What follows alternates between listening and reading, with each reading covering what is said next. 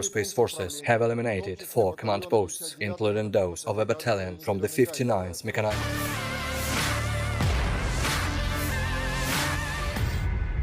The armed forces of the Russian Federation continue to carry out attacks on military facilities in Ukraine, and in July 2022, high-precision long-range airborne missiles destroyed one depot in one of the buildings of industrial entity in Odessa that stored Harpoon and anti-ship missiles supplied to Ukraine by NATO countries, says Igor Konashenkov, Russian Defense Ministry spokesperson.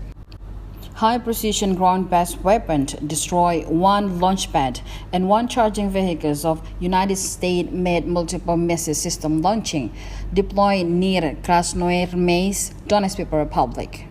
The attack on a base of 97th Battalion of the 16th Mechanized Infantry Brigade of Armed Forces of Ukraine deployed near Novodanilovka, Zaporozhye region resulted in elimination of 65 nationalists and more than 10 special motor vehicles.